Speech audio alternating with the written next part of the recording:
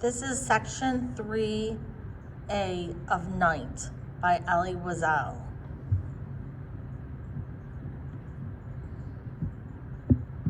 The beloved objects that we had carried with us from place to place were now left behind in the wagon, and with them, finally, our illusions. Every few yards there stood an SS man, his machine gun trained on us. Hand in hand we followed the throng. An SS came toward us wielding a club. He commanded, "Men to the left, women to the right." 8 words, spoken quietly, indifferently, without emotion. 8 simple, short words.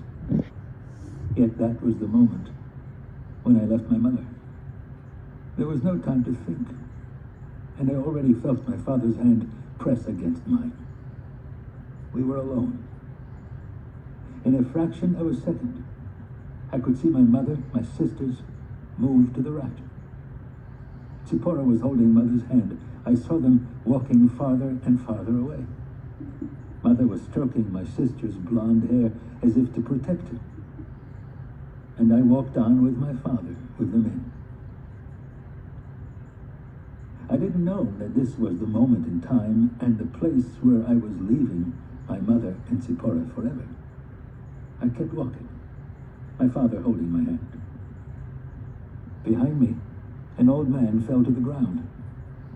Nearby, an SS man replaced his revolver in its holster.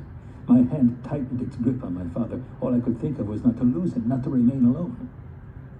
The SS officers gave the order, "Form ranks of 5s. There was a tumult. It was imperative to stay together. "Hey, kid, how old are you?" The man interrogating me was an inmate. I couldn't see his face, but his voice was weary and warm. 15? No, you're 18. But I'm not, I said. I'm 15. Fool, listen to what I say. Then he asked my father, who answered, I'm 50. No, the man now sounded angry. Not 50, you're 40. Do you hear? 18 and 40. He disappeared into the darkness. Another inmate appeared, unleashing a stream of invectives. Sons of bitches, why have you come here? Tell me, why? Someone dared to reply, what do you think? That we came here of our own free will? That we asked to come here? The others seemed ready to kill him. Shut up, you moron, or I'll tear you to pieces. You should have hanged yourselves rather than come here. Didn't you know what was in store for you here in Auschwitz? You didn't know in 1944? True. We didn't know. Nobody had told us. He couldn't believe his ears. His tone became even harsher. Over there. Do you see the chimney over there? Do you see it? And the flames, do you see them? Yes, we saw the flames. Over there, that's where they will take you. Over there will be your grave. You still don't understand, you sons of bitches. Don't you understand anything? You will be burned to a cinder, turned into ashes. His anger changed into fury. We stood stunned, petrified. Could this be just a nightmare? An unimaginable nightmare. I heard whispers around me. We must do something. We can't let them kill us like that, like cattle in the slaughterhouse. We must revolt. There were among us a few tough young men. They actually had knives and were urging us to attack the armed guards. One of them was muttering, let the world learn about the existence of Auschwitz. Let everybody find out about it while they still have a chance to escape. But the older men begged their sons not to be foolish. We mustn't give up hope. Even now, as the sword hangs over our heads, so taught our sages. The wind of revolt died down. We continued to walk until we came to a crossroads. Standing in the middle of it was, though I didn't know it then, Dr. Mengele, the notorious Dr. Mengele. He looked like the typical SS officer, a cruel though not unintelligent face, complete with monocle. He was holding a conductor's baton and was surrounded by officers. The baton was moving constantly, sometimes to the right, sometimes to the left. In no time, I stood before him. Your age? He asked, perhaps trying to sound paternal. I'm 18. My voice was trembling. In good health? Yes. Your profession? Tell him that I was a student. Farmer, I heard myself saying. This conversation lasted no more than a few seconds. It seemed like an eternity. The baton pointed to the left. I took half a step forward. I first wanted to see where they would send my father. Were he to have gone to the right, I would have run after him. The baton once more moved to the left. A weight lifted from my heart. We did not know as yet which was the better side, right or left, which road led to prison and which to the crematoria. Still, I was happy I was near my father. Our procession continued slowly to move forward. Another inmate came over to us. Satisfied? Yes, someone answered. Poor devils, you are heading for the crematorium. He seemed to be telling the truth. Not far from us, flames, huge flames, were rising from a ditch. Something was being burned there. A truck drew close and unloaded its hold. Small children. Babies. Yes, I did see this with my own eyes. Children thrown into the flames. Is it any wonder that ever since then, sleep tends to elude me? So that was where we were going. A little farther on, there was another, larger pit for adults. I pinched myself. Was I still alive? Was I awake? How was it possible that men, women, and children were being burned, and that the world kept silent? No, all this could not be real. A nightmare, perhaps. Soon I would wake up with a start, my heart pounding, and find that I was back in the room of my childhood with my books. My father's voice tore me from my daydreams. What a shame. A shame that you did not go with your mother. I saw many children your age go with their mothers. His voice was terribly sad. I understood that he did not wish to see what they would do to me. He did not wish to see his only son go up in flames. My forehead was covered with cold sweat. Still, I told him that I could not believe that human beings were being burned in our times. The world would never tolerate such crimes. The world is not interested in us. Today, everything is possible, even the crematoria. His voice broke. Father, I said, if that is true, then I don't want to wait. I'll run into the electrified barbed wire. That would be easier than a slow death in the flames. He didn't answer. He was weeping. His body was shaking. Everybody around us was weeping. Someone began to recite Kaddish, the prayer for the dead. I don't know whether during the history of the Jewish people men have ever before recited the Kaddish for themselves. Yiskadal, Yiskadash, Shemei Rabbo. May his name be celebrated and sanctified, whispered my father. For the first time, I felt anger rising within me. Why should I sanctify his name? The Almighty, the eternal and terrible Master of the universe, chose to be silent. What was there to thank him for?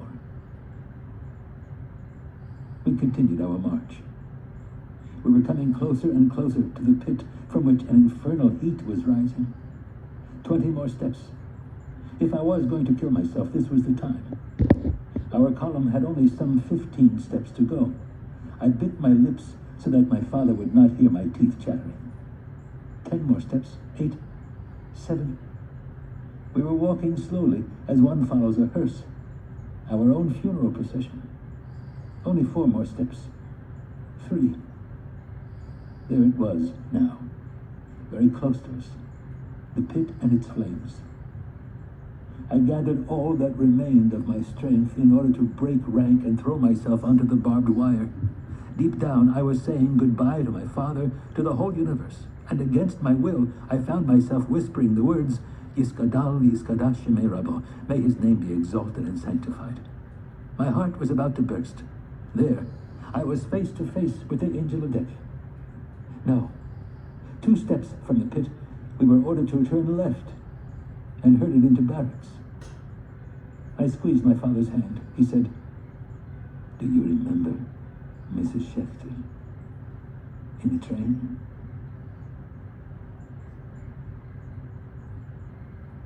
Never shall I forget that night. The first night in camp that turned my life into one long night, 7 times sealed. Never shall I forget that smoke. Never shall I forget the small faces of the children, whose bodies I saw transformed into smoke under a silent sky. Never shall I forget those flames that consumed my faith forever. Never shall I forget the nocturnal silence that deprived me for all eternity of the desire to live. Never shall I forget those moments that murdered my God and my soul and turned my dreams to ashes. Never shall I forget those things, even were I condemned to live as long as God himself.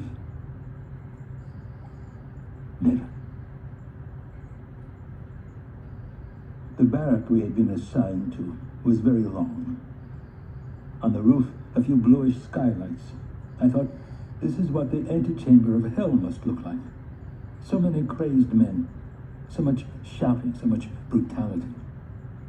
Dozens of inmates were there to receive us, sticks in hand, striking anywhere, anyone without reason. The orders came, strip, hurry up, Klaus, hold on only to your belt and your shoes.